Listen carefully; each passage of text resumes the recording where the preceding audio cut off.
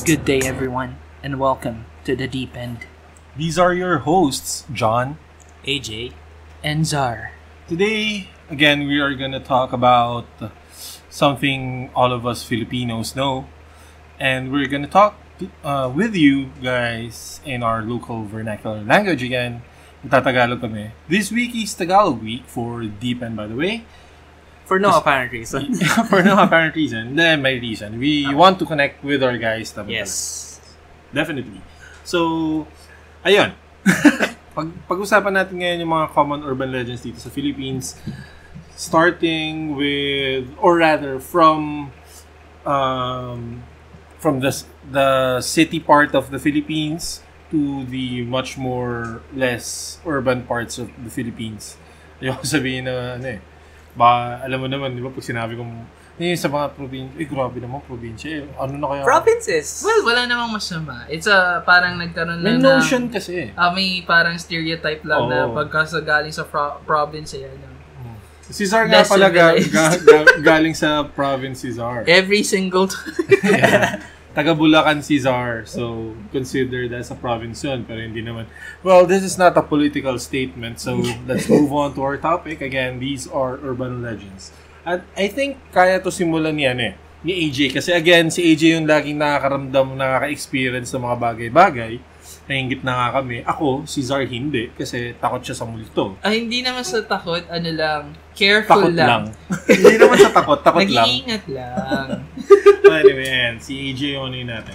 Pero dude, nag-iingat din kami, pero ewan ko, lalapitan. Wala, Hindi kayo kasing ingat ko. Ako, zero deaths. Anyway, AJ, alam ko meron kayong experience sa Balete Drive. And this stems from the urban legend ng babae sa Balete Drive. Balete Drive is a place in Quezon City, tama ba? Or is it in Manila? Quezon City, di ba? Papuntang New Manila. That's right. So, Balete Drive, there's this common notion na meron daw white lady or may babae daw na namatay siguro sa Balete Drive and she still haunts that place up to this day. Kasi, ang dami pa rin tao na nakakaramdam ng something sa Balete Drive, especially those that drive at night. Yun yung lagi niyang pinuputakte, yung mga nagda-drive mag-isa sa gabi. Usually, nagkakaroon ng parang notion na, dude, parang there's something wrong. Kasi laging walang ilaw doon. Oo, laging walang ilaw. For some reason. Inano ba nila? Alam ko yun, installan na nila ng light sa Balete Drive. May ibang parts doon na may ilaw eh. Pero kung yung mga the thick of Balete Drive, yun pa rin eh. Parang maybe may nagtatago doon. I mean, 2017 na, wala pa rin ilaw doon eh. Weird. That's weird. Yeah. Siguro meron tayong Department of History dito sa Philippines and let's keep that place mysterious. Yes. Well, anyway, that's for another mystery. Anong ano nyo doon, AJ? Anong experience nyo sa Balete Drive? Well, sikat na sikat yung Balete, obviously. Yung mga taxi driver nagsasakay ng mga white lady, tapos parang wala namang kasakay doon, mga ganon. So, nung mga bata pa kami ni John, well, actually, tapos si John... Czar nasa high school na. Wow. Pero no, John wasn't with us back then eh. I was with our friends. Meron kasi kaming van dati. And after each... The getaway van. Yeah, the getaway van. After each gig namin dito sa city, di uwi na kami. Tapos, our friend Raj, hi Raj, pipilitin namin siyang dumaan. Imbis na didiretsong uwi, since madilim, road trip muna tayo. We're not really drunk, pero sane enough para pumunta sa mga ganong. And then nagkataon na meron kami dalang camera. So we figured, tara punta tayong Balete Drive, baka may mapicturean tayo doon. Yun kasi yun eh.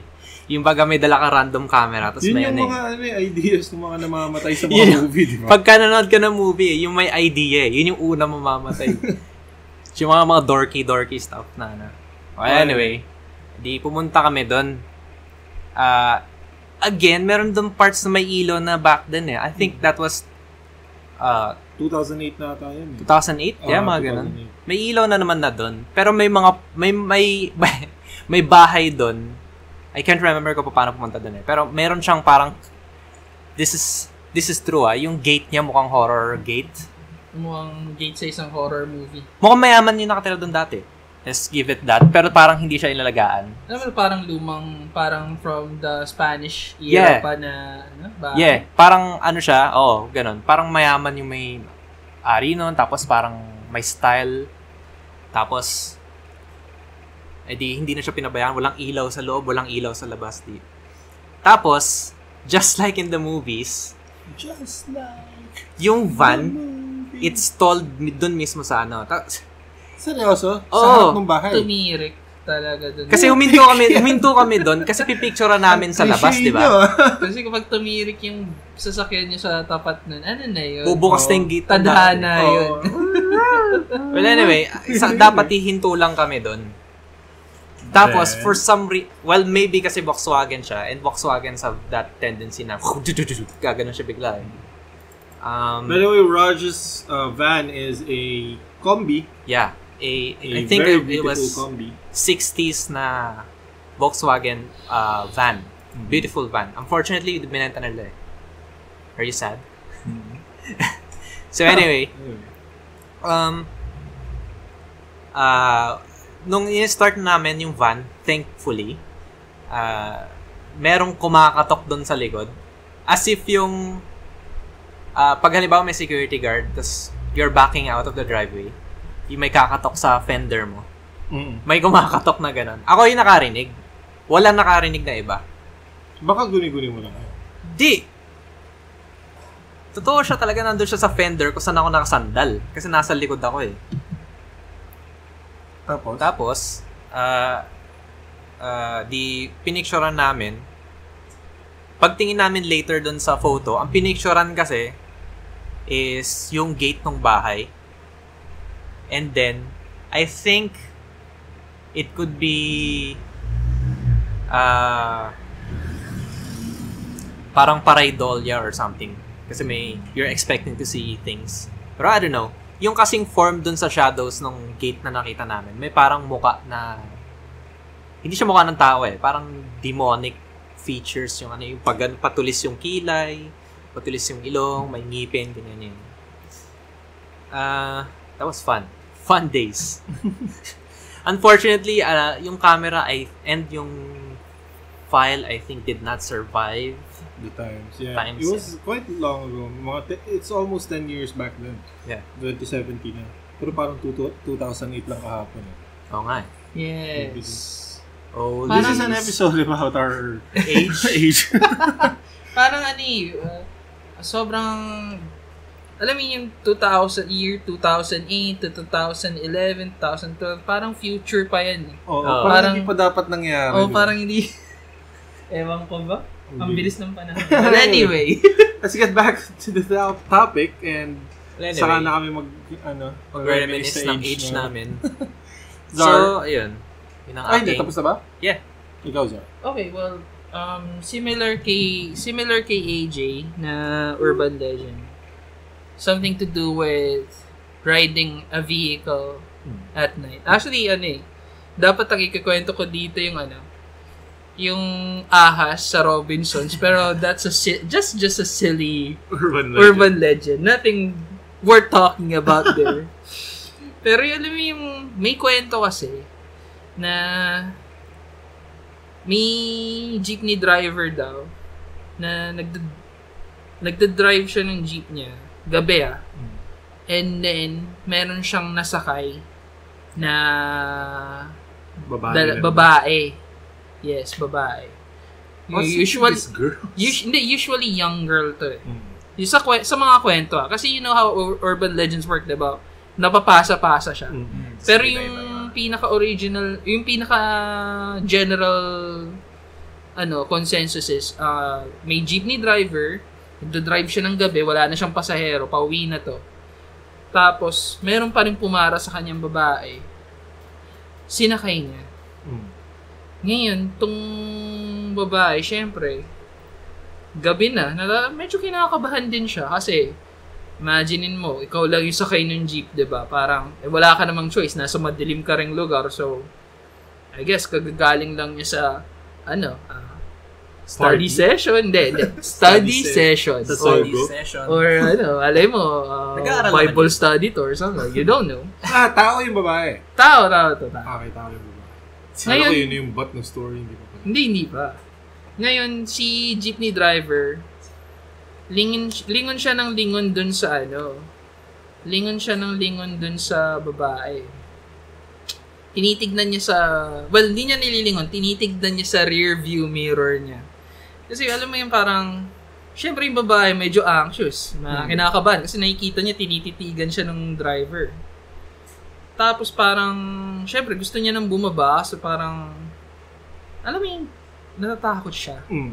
All in all, Natatakot siya. Ngayon, nung pumara na siya, binaba siya ng driver, yes. Pero bumaba din yung driver.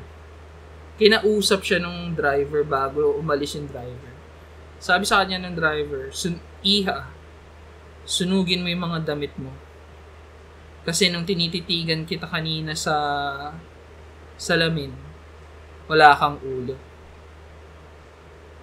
So basically siya, it's an omen na may masamang mangyayari o mamamatay ka. Kasi di ba usually, may mga ganyan tayong kwento na pagka nakuhanan mo yung mga freak photos na walang ulo. And then like yung umalis, mag-a-abroad.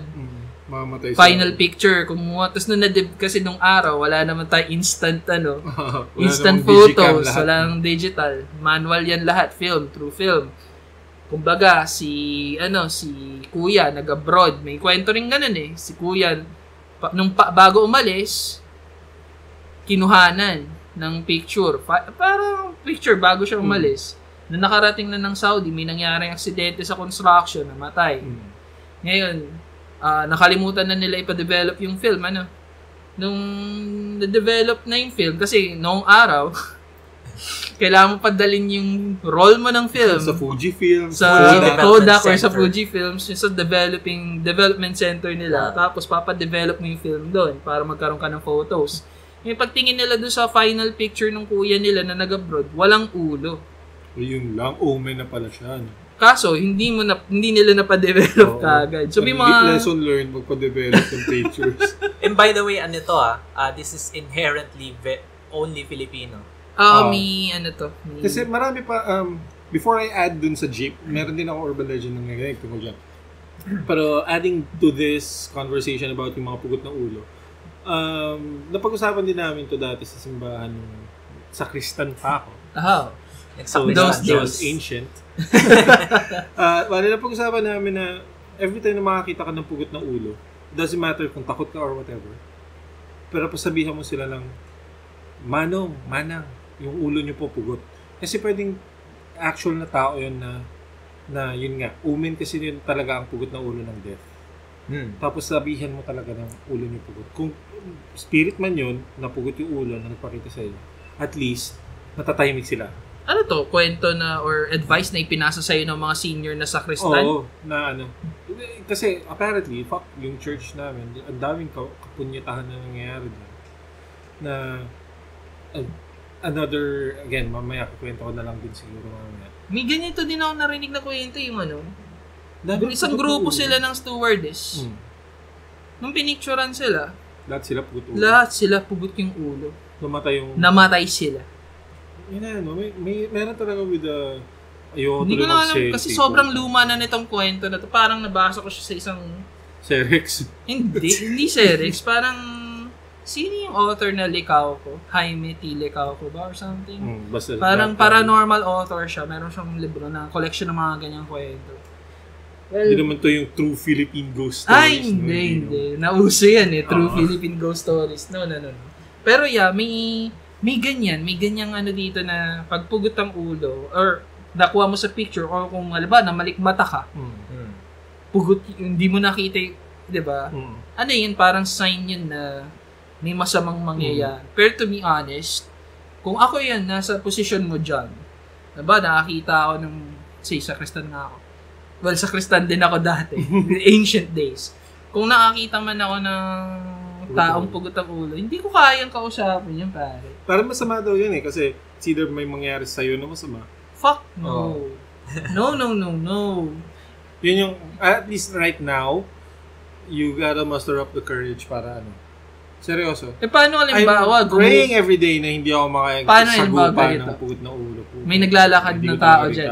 Oh. Sabihin na may naglalakad na tao dyan. Pugot yung ulo niya. Naglalakad siya. Nakasalubong mo.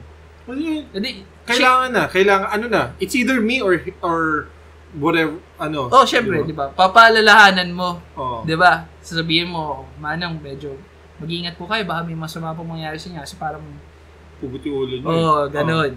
And then biglang gumulong yung ulo niya sa baba.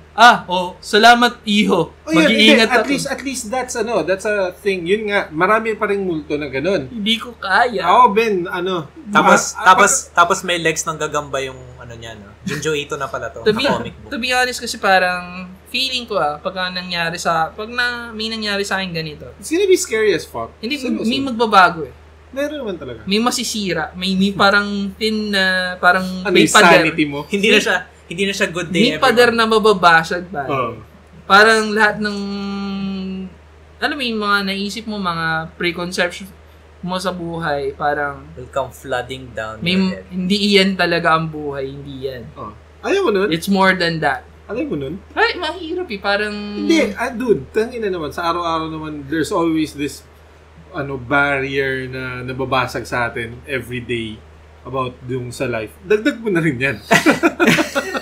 Parang hindi ko kailangan yung additional stress. But anyway, ayun na. Another thing dun sa jeepney urban legend. Kasi dati, nakwento na lang din sa akin. So there's this jeepney driver, same story. May pinasok din siya na babae. Pinasok na babae. No, pinasakay. Sorry. So may pinasakay siya na babae, tapos mamaya tumigil din yung jeep. Tapos may sumakay na isa pang babae. Oh my God. Tapos na ito, yung driver napapraning, tingin ng tingin, napansin ng isang girl. Tapos napapraning na siya. Tapos yung nasa harap, nakayuko lang. Yung nakikita ng babae, nakayuko lang. Tapos biglang pumara na yung driver, bumaba yung isa yung nakayuko lang. Tapos bababa na rin dapat yung babae. Tapos sabi ng jeep driver, Ineng, teka, wag muna. Dito na po ako baba. Hindi, wag muna, wait lang. Isang ikot pa tayo. So napraning lalo yung babae. Kala niya, aanuhin na siya ng driver. Nagagawin sa kanya masama. Iniikot siya. Tapos tinawag, Ineng, halika dito saglit. Lapit ka lang dito or punta ka sa harap pero diyan ka lang sa loob pumasok. Lumapit lang yung Tapos nag-drive lang sila hanggang sa isang matao na mailaw na lugar. Tapos sabi ng driver, Ineng, pasensya na. Kasi kanina, tumitingin ako dun sa salamin, sa rear view. Tumitingin daw siya. Tapos, hindi ko alam kung ano yung nakikita mo, pero ang nakikita ko, natayo ang balahibo, yung nasa tapat mo, nakatingin sa'yo ng lilisik yung mata. Kaya pinigilan kita bumaba.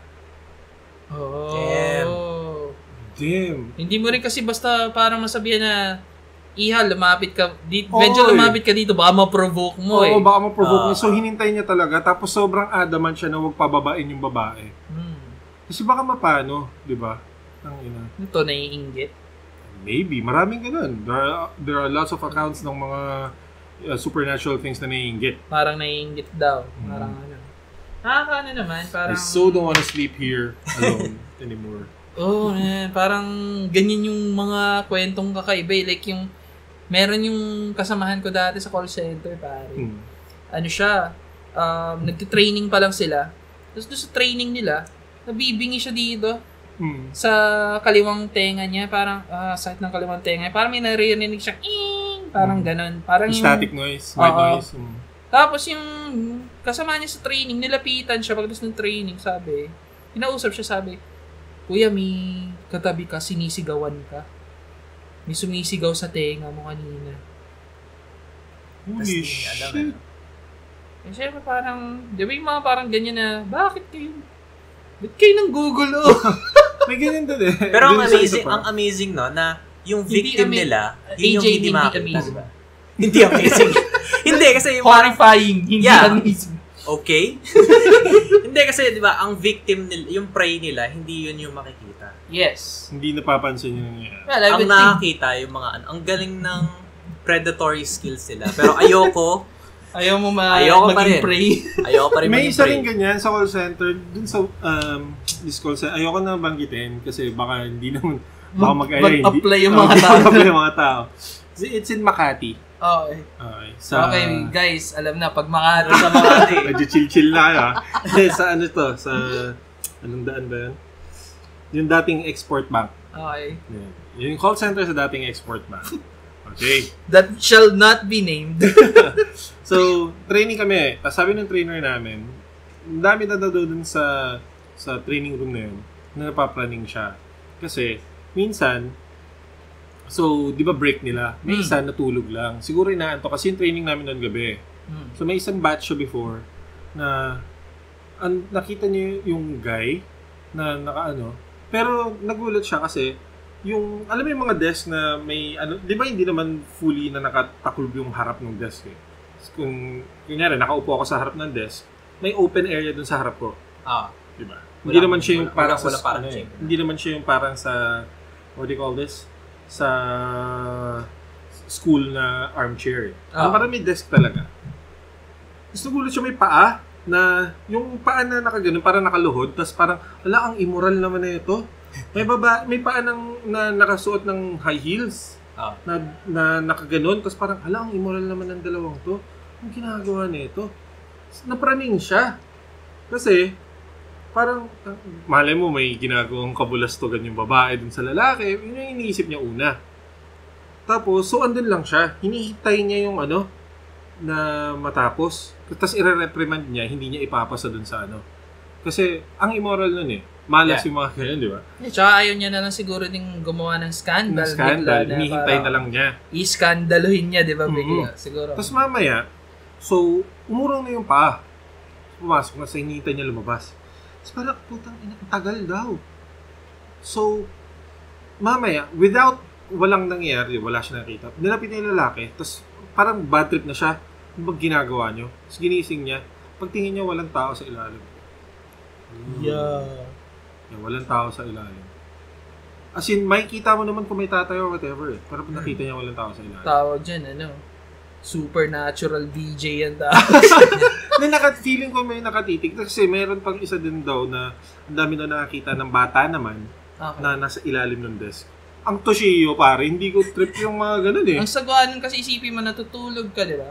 Tapos may tititig sa'yo. May nakatitig din sa'yo mula sa ilalim ng desk, nakatingala sa'yo yung ganun parang, puta. please no. And by the way, nagre-record kami kung saan may desk na may pwedeng... Hindi, okay lang. Condom ko na sa ilalim. Doesn't matter. Basta may, muntik na ako suntokin na dyan. Dragonest and, internet. Happy thoughts, kittens. Pag talaga magpapatugtog ako ng malakas na pick taxi dito. Wala akong pakialam. Anyway, yun yung urban legend dun sa building ngayon. Yeah, and apparently, wala na yung export bank kasi sa Philippines. So, wala na rin yung call center na yun doon. Nilipat sila sa shop. Tapos, pinagdadasal nila na sana wag din sumabay sa kanila lumipat yung whatever beings na ando. Kasi yung parang belief na, halimbawa, yung building, kasi minsan yung building mismo yung laman na yun eh. Tapos, pag lumipat ka, alam mo yung parang sa The Grudge. Like, sasama. Like, parang akala mo nandun lang siya sa bahay nun, pero hindi, sasama siya sa'yo. Yun yung mga ang dami urban legend na gano'n yung sumasama, di ba? Nakaka-irita. Di ba may ganyan din na parang pamahiin? Sorry, tangent, superstition. Na kapag ka nagpunta ka sa libing, iligaw mo muna. Wag ka munang uuwi ng diretso. Magano ka muna, mamasyal muna kayo, libot-libot. Napaparating ako sa ganyan. Alam mo bakit? Kasi, kunyari ako, hindi ako uwi ng diretso pero ang dami ko stopover. Counted ba yun?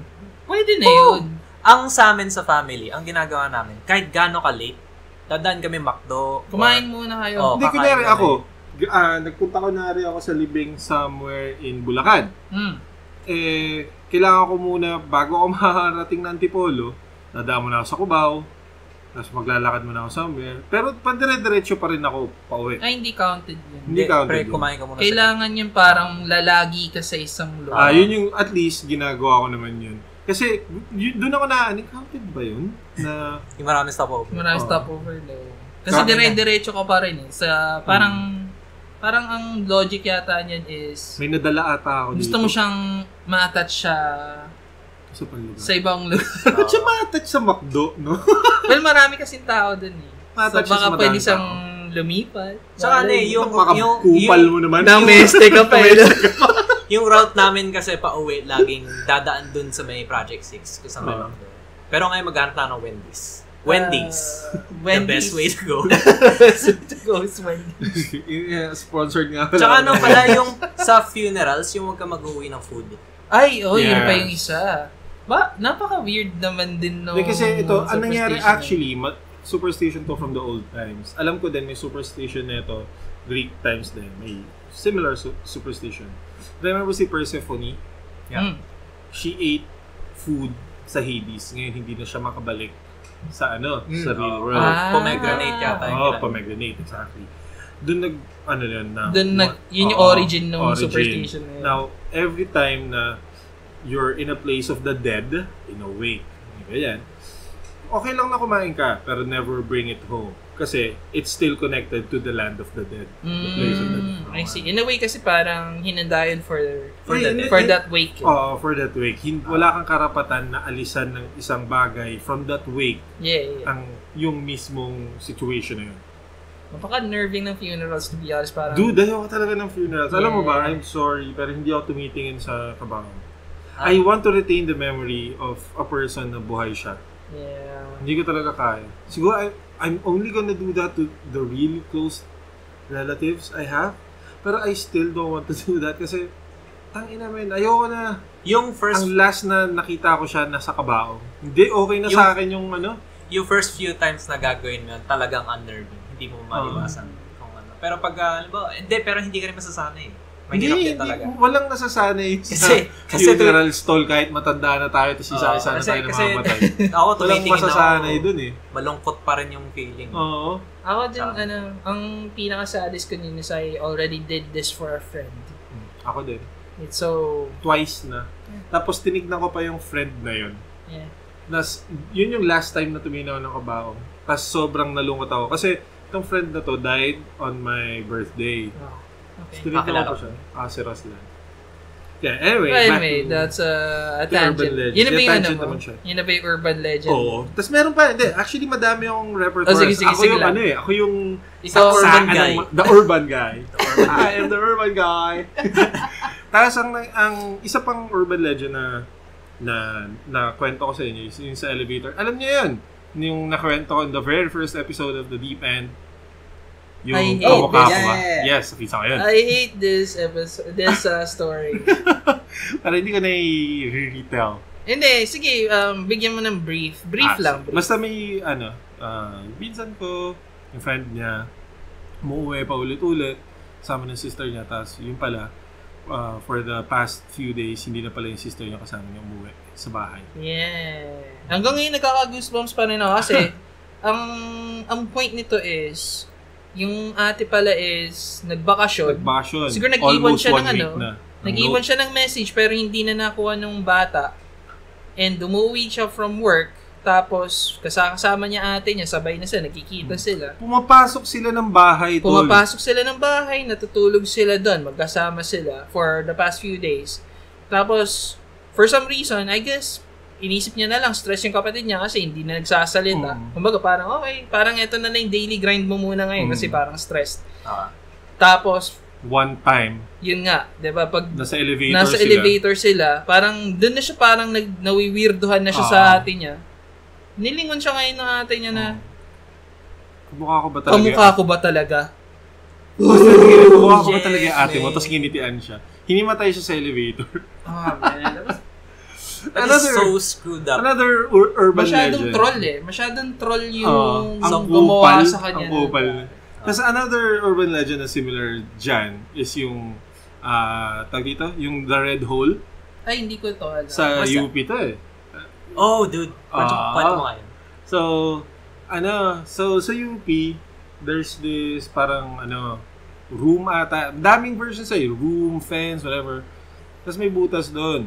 Tapos, sabi yung guard always says na, wag niyo silipin na lang yung nasa kabila. Kasi wala rin naman kayong makikita dyan. Alam mo, pag sinasabi sa'yo yan, Gusto mo eh. gusto mo eh. Oo. Tapos sumilip siya. Tapos nakita lang niya pula. Parang pula lang. Tapos parang, oh well. Parang wala naman palang meron talaga. Pula. Tapos tinanong niya sa guard one time, Kuya, wala naman talaga palang meron dun. Pero natataka lang ako, ba't pula yung Ba't pula yung kwarto? Sabi, anong pula yung kwarto? Puting-puti yan. Tapos may namatay nga dyan eh. Tapos tinayon sa balahibo. Tapos sabi yung guard, namatay yan. Parang na sinakal ata. Tapos yung dugo niya, umakit sa ulo niya. Nakita siya na patay. Pula yung mata niya. Pala eye to eye ka Pula eye to eye. Eye to eye. Not a really good shit. I love UP. Eye to eye na pala kayo. No? Dami yan. Ako sa UP, hindi na uubusan. Can you imagine na nakatingin ka sa isang peephole, no? Tapos nakatingin din siya sa'yo? Nakatingin siya sa'yo pabalik. That's so unnerving. I mean, may gumagamit pa ba ng peepholes ngayon sa...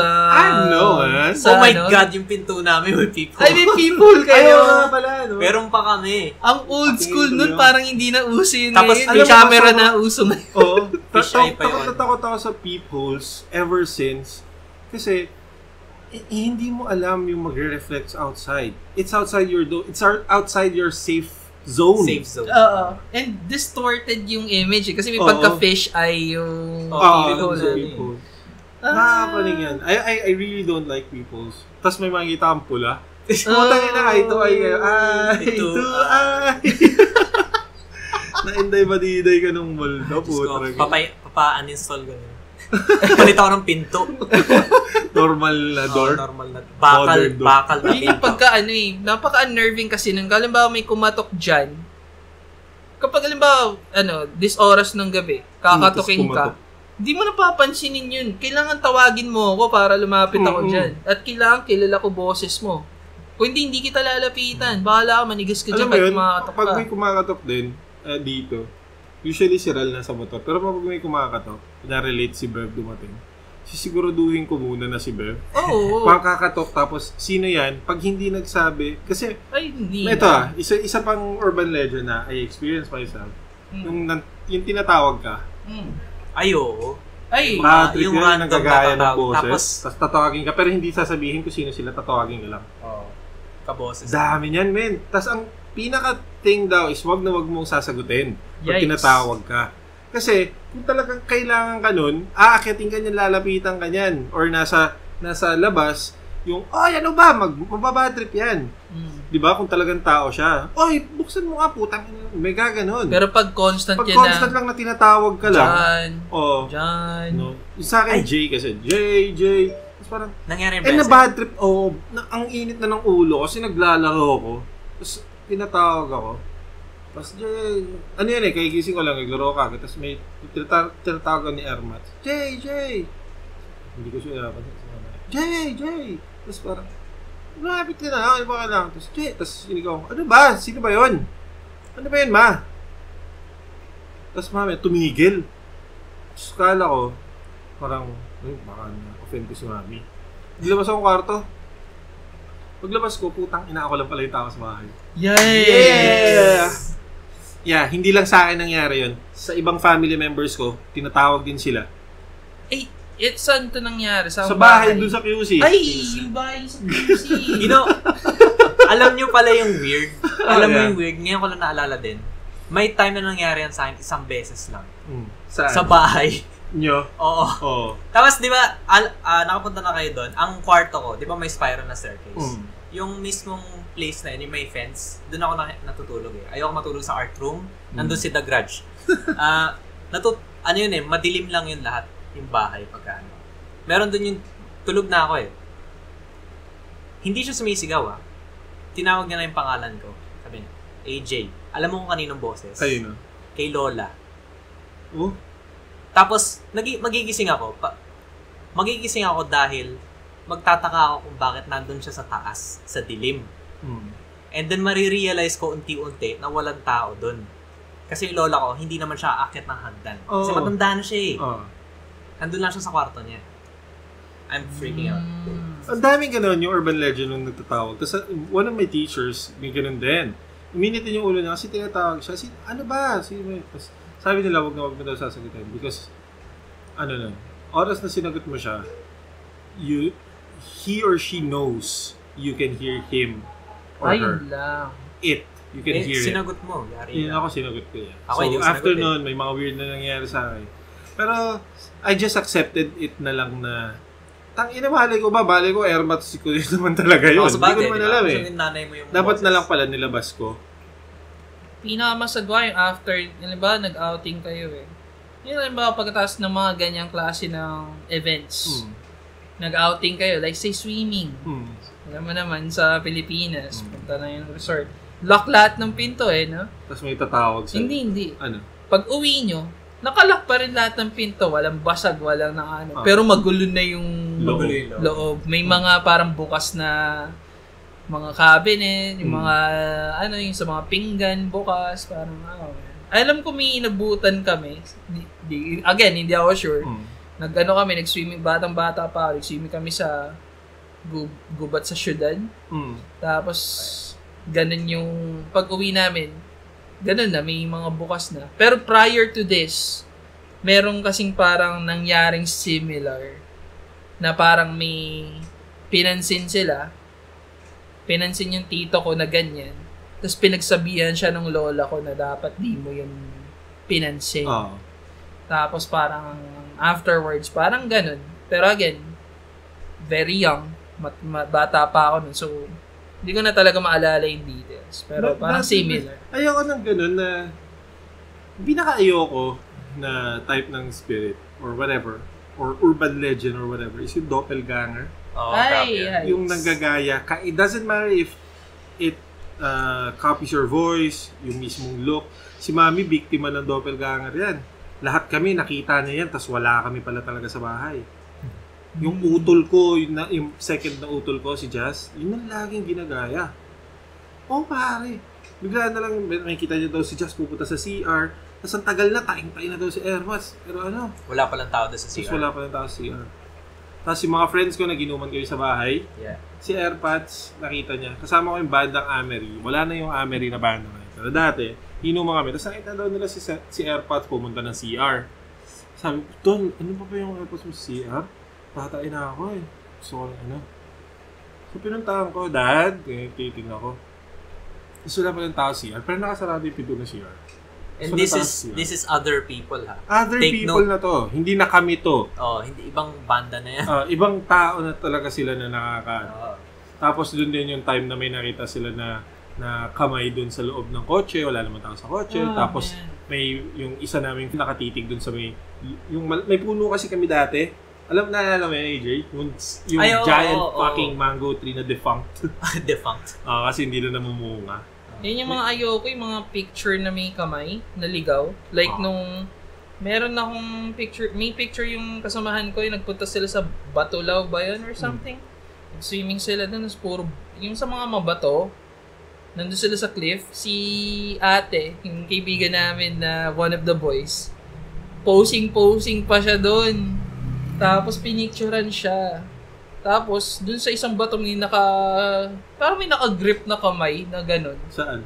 Sa to? From behind the rock? From behind the rock. Jesus. May naka-ganun dun sa rock? Oo. Hindi, kamay lang hindi naman yung buong braso. Oo. So, tapos syempre, parang ang awkward, parang nakasubmerge ba siya sa tubig? Nakalubog ba siya? May kasamahan ka ba dyan? Baka tinitrip ka lang yan, May kasamahan ka ba dyan? Sabi niya, nung picture na to, wala. Wala raw siyang kasama. Parang, man. Kasi yung masagwa na nakuha sa photo eh. Oo, may evidence, no? Yun ang ayoko eh. Sadly, wala akong kopya ng photo. Man. Lagi na lang wala akong kopya ng photo eh, pero I should have kept. Para to remind myself na huwag mag-swimming. It's real. There are things that cannot be explained by science yet. Well, yeah. Well, those are our accounts of urban legends and other stories. Napunta na rin tayo sa mga story na pero kasi yung mga stories na yun is part of the urban legends. Yeah, urban legends din yun, yung mga ligaw na kamay. Oo, na yun eh. Yun yung mga na-experience ng mga tao. Urban legends, iba-iba ang account ng tao, pero it's the same urban legend. The legend of the person in the jeep, legend of the mga ligaw na kamay, White mga lady. white lady na yung tinatawag ka, Yeah, tinatawag. boses. Ang dami ng ganun. Sobrang talamak na yan sa culture ng Philippines na kailangan natin maging aware. Tapos kayo na bahala kung paano niya siya ititik. Pero kami, we're fascinated, and at the same time, again, sabi ni Zar kanina, which he tried to hammer into us na horrifying yung mga ganun. Yes, not amazing. It's horrifying. Pero ayan, ang hirap ng maka-experience talaga ng ganun. Hindi talaga... Ako parang nadodoble yung takot kapag nararamdaman. Kasi hindi pa talaga, wala akong direct na ganyan. Laging parang mga pa-cute lang yung sa akin eh. Mga chipoy-chipoy. Oo, mga pakipot lang Corny mo daw kasi. No? Sad. Very sad. Hindi, may sasakyan damaan. No, may tao sa labas. May tao. Well, anyway, this is the end of this episode. I hope na natuwa kayo sa conversations namin today. And if you really liked our conversations, would like to know more or listen to more, subscribe lang kayo sa channel namin. Nasa baba yung subscribe button. Tapos, click nyo na rin yung bell button para in the know kayo kung may bago kaming update sa channel namin, kung may bagong video sa lalabas para alam nyo kung kailan, and mapakinggan nyo mismo as soon as possible. And sabihin nyo sa amin kung gusto nyo yung mga ganitong episodes para makagawa pa kami. Gusto rin namin mag-Tagalog from time to time. Gusto lang namin mag-English para maintindihan ng audience from the other countries. Pero of course, priority namin is yung mga Filipino audience talaga namin. Yeah. And also, sundan nyo kami sa social media. Nandiyan yung Facebook page. Like us in Facebook. Follow us on Twitter. Nandiyan yung link ng Twitter natin sa description. Hindi naman natin nabubuksan. And also, ayaw kasi ayaw nyo kami kausapin sa Twitter eh. Also, andyan yung namin, mga personal naming links. Andyan yung link sa channel ni John. Oh my, it's John. And andyan din yung link sa channel ni AJ. Sa Kolyana. Also, yung Chundere Beats Facebook page, please follow us on Facebook. Yeah. And as always guys, stay alert. Kung may tumawag sa inyo, huwag niyo pansinin. Pero kung nanin yun, medyo dalawang isip na. Okay guys, thank you for listening. Bye-bye. Bye-bye. Bye.